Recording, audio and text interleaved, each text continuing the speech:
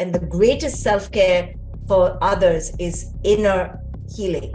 Children are the most magnificent creatures. Yeah. So that comment is what we're trying to tell our child subconsciously, manipulatively, but we don't want to say it, is no, you are not doing good enough. Do better.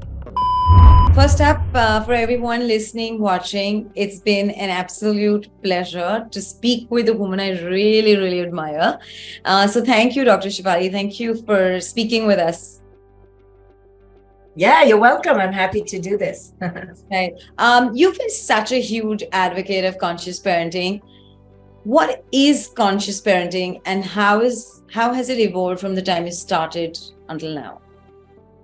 Yeah, so it's complex, but just briefly to simplify it, conscious parenting is about the parent's evolution. Because when the parent evolves to a higher state of consciousness, awareness, emotional integration, children will be healthier. Right. The toxic parts of our traditional parenting paradigm are all about basing our identity on our grades, on our athleticism, on our talents, on our beauty. And in India, especially, that is so prevalent, right? We base our worth on how people see us. Now, that consciousness creates toxicity in our own lives. And if it's a message we pass on to our children, in our children's lives. So conscious parenting is about challenging the parent to re-examine these viewpoints. Is our worth dependent on others, on our relationships, on our beauty, on our accolades, or does it come from something deep within us? And if the parent says that it comes from something deep within us, then they will reorient their entire parenting. They will rebirth a new vision for their parenting. They will not look at their children as minions or puppets or that they own them, but they will look at their children as autonomous sovereign beings who need to follow their own inner knowing and will develop that rather than pushing their children to do the next math class and the next gymnastics. It's a very different reorientation when we understand that children need to be treated as sovereign beings, who have nothing to do with fulfilling our needs, versus let's look at these children as part of a traditional machine that need to fit into the machine, right? And in India, the tendency is to look at children as part of a machine, right? And the parent then just feels like they own the children and they get to impose on the children their expectations, their fantasies, their needs, so that the child makes them feel good. And as long as we have that philosophy of that the other needs to make me feel good, we will suffer, our children will suffer, and we won't be able to honor who that person is. We will make them who we want them to be. Specifically about India, because I do see Indian and a lot of Asian parents, Dr. Shefali, we're kind of coming from a space of lack of opportunities, somewhere a bit of adversity, who we are versus what our parents were. We're largely self-made generation today, especially the millennial parents. And we come with a lot of baggage. Probably it was value consciousness. Probably it was education is our exit to a better life. Probably, if you want to pursue something that's an offbeat career, if you're not number 1, 2, 3, then that option does not even exist. And therefore, I feel we're kind of palming that baggage off onto our children. So I understand that you say that we need to leave that baggage behind and not let them be who we want them to be. But how do you segregate that baggage or that part of you, which is so ingrained over the last 30, 40 years of your existence, and say, okay, I am going to make this child, or let this child rather, be who he or she could be or should be? Right. It's a balance, and it's not either or, because you'll always have conditioning that seeps in. But it's to be aware and to not have this arrogance that you don't have conditioning and that it's having no impact on the other person. The first place is to become aware with humility, not arrogance. And I think many parents and many Indian parents have an arrogance about them, that they know what's best and that's the way to do it. And that is complete ignorance. So the awareness, you begin this journey of like, oh, wow, I have all these preconceived ideas and these expectations and these conditionings. With compassion, I'm going to now deconstruct some of them. Can I let go of some of them? We cannot let go of all of them and start de novo, but can I begin to work on myself? And really, it's about healing the self.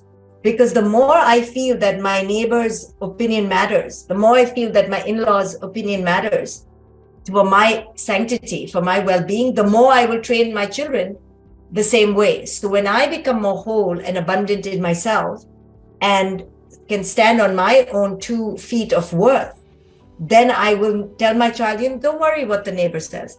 Don't worry what grandma says. I got your back, right? It's not about disrespecting the neighbor or the grandmother. It's about teaching the child to respect themselves, right? And always orienting back to, let's respect yourself, and then we can respect the other. And people look at my approach sometimes and they think it's about demeaning others or, being a terrorist in the home or, sex, drugs, and rock and roll. No, it's about great self-respect. It's about great inner attunement and then others, right? But in India, we put others first and last the self. And in the West, maybe it's too much the self and less the others. And I'm talking about an integrated approach where it's honoring the self, and through the honoring of the self, the others are definitely next in line, right? But it is first honoring the self and compassion for the self and coming from wholeness. And we need to teach our children that they are whole and they are full and they are complete in whoever they are, and then they can take care of others. But in India, we're taught to abduct who we are for the sake of approval, for the sake of validation from others. And our identity gets based on what others think of us, predicated on others. And that is an illness. It's a sickness. Yeah. And, fathers do it to the son, mothers do it to the daughters, or to, I'm just making it simple. But we need to really step back and do our own inner work and heal ourselves. No, as in, a lot of people, that I've been speaking to about conscious parenting, they believe that putting the self first is often considered, or working on yourself first. And just from the Indian mindset perspective, right? Where, it's always family first, right? Yeah, but that's so stupid because, sorry, I get it. I get what you're saying. And that idea is so silly because when you don't heal your baggage, you're actually the biggest manipulator, user, projector. I mean, look at the classic mother-in-law, daughter-in-law phenomenon, right? Why does it keep existing? Yeah. It's because the mother-in-law is broken and she hasn't healed herself. I'm talking simplistically, archetypally. Yeah. And she projects her pain onto the daughter-in-law, makes the daughter-in-law life miserable. Now, the daughter-in-law has not healed her pain. She becomes the next mother-in-law. Yeah. Right? So archetypes exist like this because we are in pain and we haven't healed ourselves. So when I say focus on the self, I don't mean in self-indulgence to go get manicures and massages. It's about focus on your own crap. Right. That is the most selfless thing you can do in the world, is go clean up your own crap in your own home, in your own inner home. And when you come out, Michael Beckwith, he's a famous motivational and wisdom teacher in the West. He says, I take daily inner showers, right? First, I clean myself up before I go out and pollute the world. And that sounds selfish because you're saying it's the self, but actually it's the greatest gift for others when you don't come out with unhealed wounds, which you will then vomit unconsciously onto others. I've seen the destruction in these so-called selfless women and men in India. They're just coming out of complete unconscious manipulation. So be very careful, right? The doting archetype of the doting mother, right? It's full of control. Yeah. Yes. Because it's transactional. Yeah. So this is where we have to become sophisticated and see beneath the words, right? And the greatest self-care for others is inner healing. Also, as Asians, we're very result-oriented rather than process-oriented. Yes, right? Very good. And I think some of the baggage that we're passing on to our children comes from, okay, what's the end game? What's the result? Because we're always looking as the result and as an escape to better our life, to better ourselves in many forms, or to compete. We're just a competitive species, right? So how do you disconnect the baggage, the child, the result, and the process? Yeah, great question. But it's not just Asians. It's the industrialized world that we are living in, and it came from the West, right? It's a more white man philosophy to dominate, compete, to conquest, and actually, the real Asian cultures, the real culture of the Asian mindset is one of we-ness, of interdependence, of cooperation.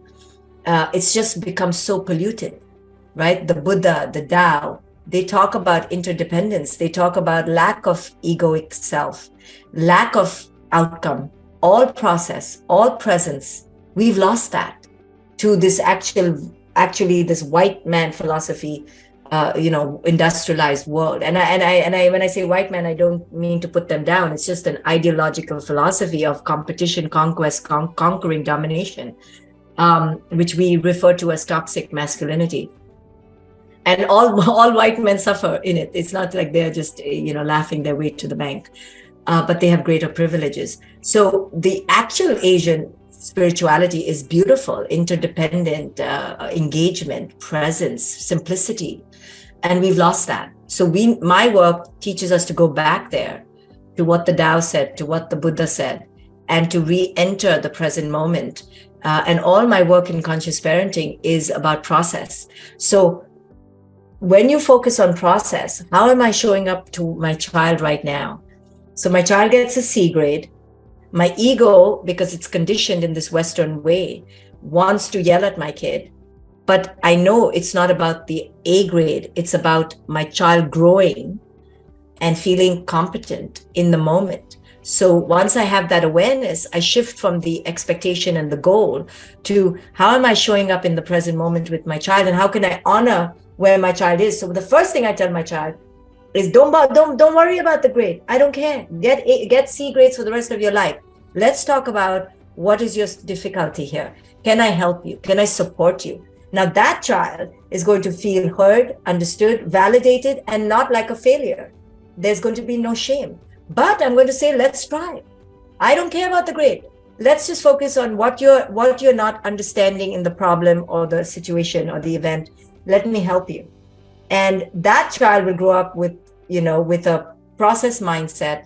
It's called a growth mindset versus an outcome mindset. And the growth mindset, is the key. But when you have a parent who's focused on the outcome, oh, you got an 85, why not a 95?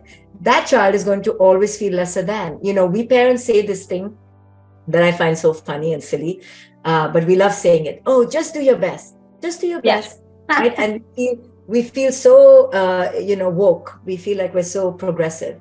And it's such a load of because what do you think the child was doing? If I told you at the end of this interview, next time you interview me, just do your best. Yeah. That's going to make you feel like you did not do your best. Yeah. But aren't we doing our best right now? I think we're doing our best. But, I'm a little under the weather, so it's not going to be perfect. But we're always doing our best. Yeah. So that comment is what we're trying to tell our child subconsciously, manipulatively, but we don't want to say it, is no, you are not doing good enough. Do better. And children keep hearing that, right? Oh, you're not living up to, I just want you to live up to your potential. Okay, what is that? According to whom? Where is that ceiling? Right. My viewpoint in conscious parenting is that children are always doing their best and they're always living up to their potential in that moment. We can only do what we know given the consciousness we have. So it's a whole different mindset. It's a whole different approach. So if people want to learn it, I have 5 books now. My latest book, The Parenting Map, is available, I think, on Kindle at least in India. And people can take my courses. I have a coaching institute. I have so much to teach people a different mindset. But it's not just a different parenting mindset. It's a different human mindset. More often than not, the parents are probably as invested in the child. They've taken as much effort. They've probably chaperoned them to a class or studied with them or stayed up all night. How do you separate your investment from the results that the child brings? Because I think that's a tough one too. Yes. In India, how we talk, right? And if I lived in India, I'd talk like this too. So I'm not putting Indian people down. I have plenty of criticism about Western parents too. So I'm not demeaning or judgmental, but you know how we Indian parents talk? Oh, I'm busy because we have exams, right? And then I'll ask my friends, you went back to school, right? I've been out of India for a while, so I forget. So I'm like, oh, you went back to school? And they're like, no, my 8th grader has final exams. So you have exams? Like, wow. Yeah. That is the over-parenting, helicoptering that we have to do. And that creates so much contamination. The poor child feels so much pressure because now the parent thinks that they went to exam, but the kid is doing the actual test, right? So imagine what pressure we feel. I remember when I grew up in India, my friends would cry to me that they got beaten up if they got a B grade, and I felt so bad for them. I remember I used to pray to God. We used to all do our prayers in the convent.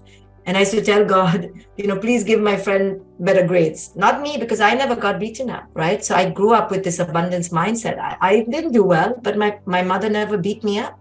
So I used to give my quote unquote, quota to, of course, none of it helped, but to my friends, because I didn't need to pray for myself because I grew up with abundance. So I that's what I teach parents, like, please stop investing your life in this outcome, because you're teaching your children the very wrong message that their worth is dependent on this damn number. And it's not. And then we as women, then we look at our weighing machine as our worth, then we look at our compliments as our worth, and the man looks at his bank account as his worth. And it's just not the right way to live. It's going to cause suffering. And to leave the rat race takes a lot of courage. I've left the rat race in many ways, and it's taken a lot of courage. I could be more successful than I am right now if I just followed the rat race. But I refuse to follow the rat race because I may get success in the outer world, but I'm going to lose my soul. So you have to ask as a parent, do I want to give my child a childhood, or do I want to give them false indicators of worth? And that takes courage as a parent. You have to take a risk. You'll get ostracized. Your in-laws may get upset with you. But that's the courage of living an authentic life, or living a life that's enslaved to the values of other people. Right.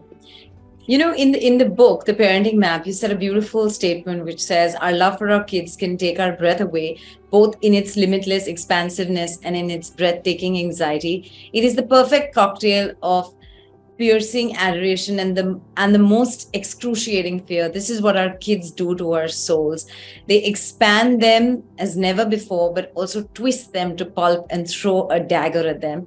They walk away without even noticing. Why do our kids do that, and how can we cope? I mean, by the way, everybody who's listening, I could probably, when I was reading it on the Kindle, I could probably underline all the sentences. And when I finished reading the book, I'm like, damn, I've highlighted the whole book. And then I was like, this is insane, because every piece of it, like every line of it. Yeah. I write my books as spiritual manifestos, so I also look how many tags I have in my book. But I just open it, any page, and it sets me straight, right? Because I write it with a spiritual wisdom. That's just because I'm speaking to something deeper about what we are yearning for in our own life. Right? I'm really talking to the parent's soul, and it's not about the child. Really, I'm healing the parent, right? I'm trying to heal the parent. So children are the most magnificent creatures, right next to dogs and animals, right? But dogs. And why do I say that? In human form, they're the best. There's nobody better than a child or a really old person who's wise, not a cranky old person. Old people who are wise and young children are the best. And they are the forgotten elements of society. They are the most manipulated and abused members of society. We need to turn to wise old people and to children, because they live in the present moment. They don't have the enormous ego yet. They are pure, and they are the best teachers of awakened existence, present moment existence. Old wise people don't give an for anything about the ego because they see through the illusion, and children come without illusion. So you're getting to get life's lessons at the purest level, and yet we don't take those lessons. We contort our children to fit our bullshit instead of letting go of our bullshit to meet children where they are.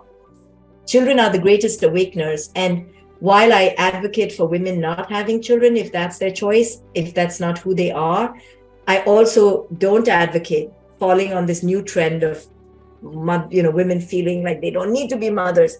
Yeah, you don't need to be a mother, and that's your choice. But know that you're missing out on a very amazing potential to expand your heart like never before, right? You get to expand your heart and love another being and learn to not control them if you do it the conscious way.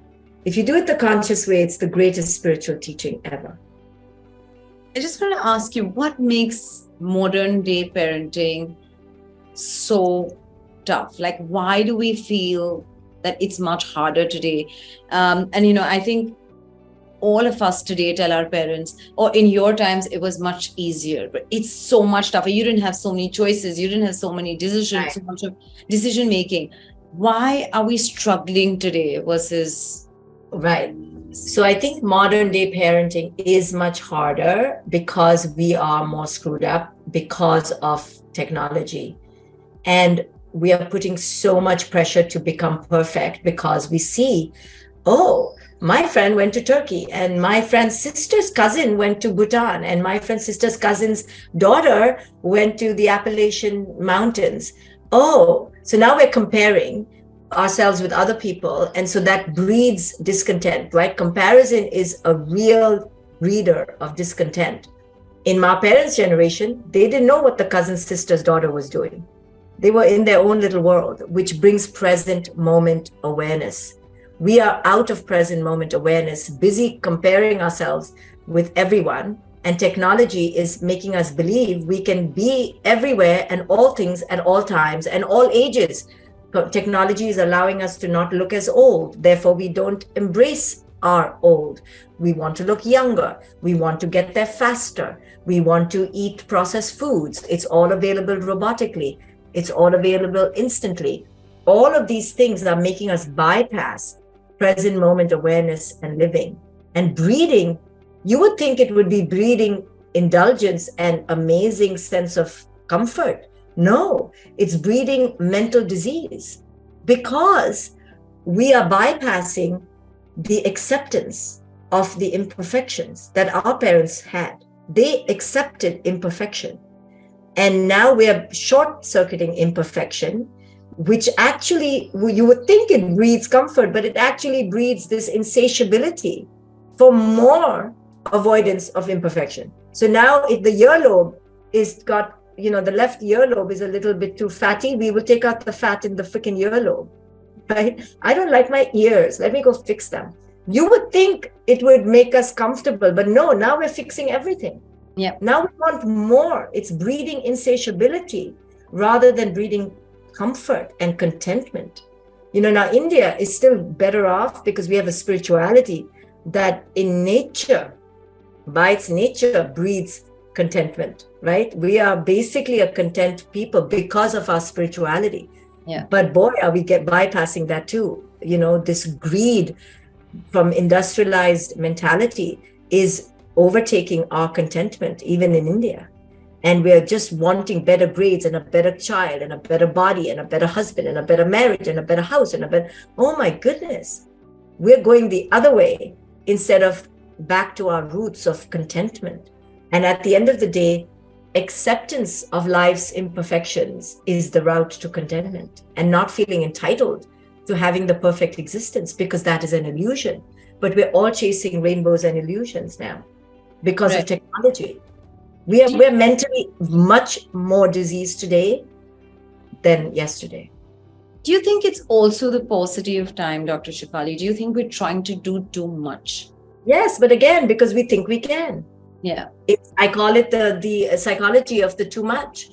Too much everything. We want too much of everything. No, there is no paucity of time, actually. There's only a paucity of time if you think you want to be all things at all times. Right. To all people. Right. Women now think that they should do it all. That is a tragedy. You shouldn't want to think you can do it all because you drive yourself crazy. You can only do it all over maybe a lifetime, maybe, but you can't do it all right now. So women are suffering the most because we're trying to do what men do and what women do now. And the poor woman trying to be sexy, trying to be the best mother, trying to be the best cook, trying to be the best entrepreneur. How much can the poor woman do? But she's driving herself to the grave by wanting to do it all because she's not feeling good enough as she is. The other day, I had a 33-year-old woman who told me she wants to be a mother and she's feeling ashamed that she's not this boss babe. And I said, huh? What's a boss babe? What has that got to do with motherhood? She's like, no, if I become a mother, I won't be a boss babe. I was like, okay, so you were a boss babe, now be a mother. Yeah. You can't do everything at all times. But see, we want to be the best mother and the best wife and the best woman on the PTA and the boss babe. Okay, then you're going to die. Yeah. Also, some of the parenting mistakes that, you've made that made you realize this is who I don't want to be and this is who I want to be. Well, I think just wanting to be a perfect mother, that's a load of crap. Because when I want to be a perfect mother, what I'm saying by that is I want to have a perfect child. And once I realized that I want to be a perfect mother, because I was feeling unworthy in my life, that became my trophy. Then I was making my child my trophy. And the minute I relinquished that, my child was just amazing as she was. But anytime I wanted to be an amazing mother, I then made my child my project.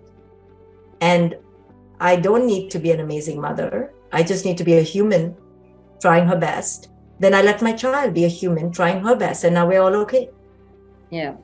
It's a very deeply content, accepting, celebratory, honoring approach to yourself and then to others. And that's what children need.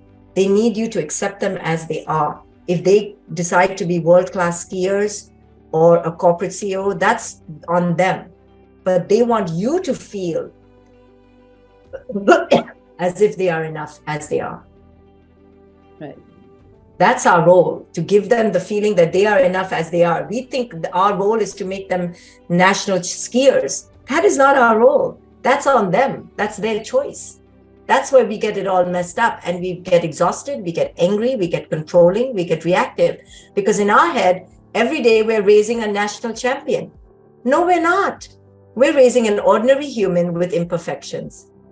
If they want to become a national champion, that's the doing part. That's on them. We have to be connected to their being. Yeah. Right. Also, what's the work that you do on yourself to be at this level of consciousness? A lot of work on myself, and mainly to feel worthy as I am for myself. So I love myself. I fall in love with myself. I take care of myself. And so that sounds extremely selfish. But let me tell you, the more I do that, the less I need people and I'm needy of people, less burdensome on people, less angry with people, because I'm happy. I'm truly content and connected to myself.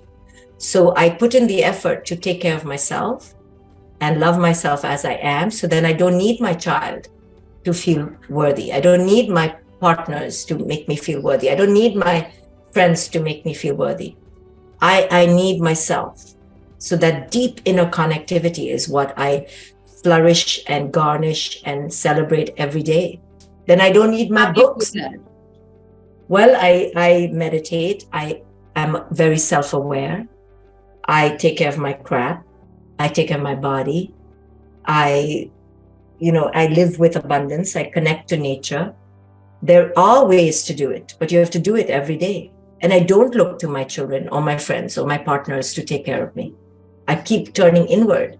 And I've developed this self-trust and this self-love and this self-appreciation. I love myself. I don't feel ashamed to say that. And I must love myself every day before I love my mother-in-law, before I love my children, before I love my... No. I must love myself. Now, that has taken me a long time to get here, right? So it's not happened overnight because we're so conditioned to love others before we love ourselves. Right. But it's through my self-love that I'm the best daughter and the best partner and the best mother. So I see the vehicle to be the best mother as the self. The vehicle to be the best mother is self-love. Right.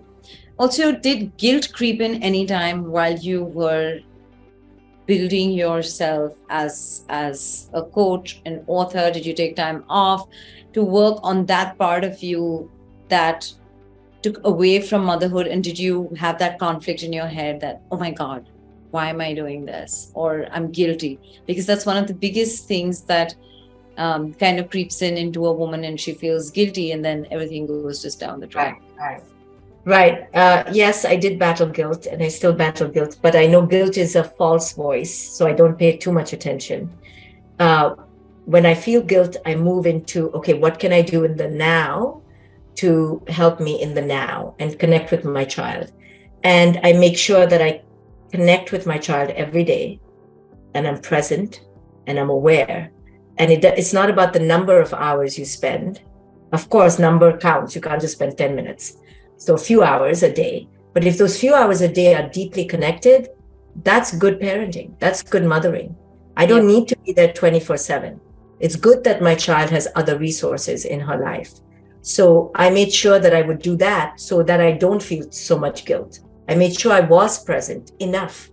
And I kept coming back to the present moment. Okay, yesterday I was the, distracted mom. What can I do today?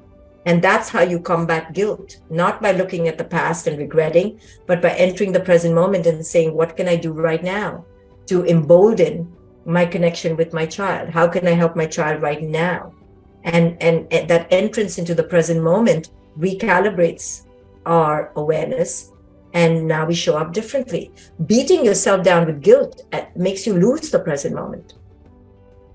Right.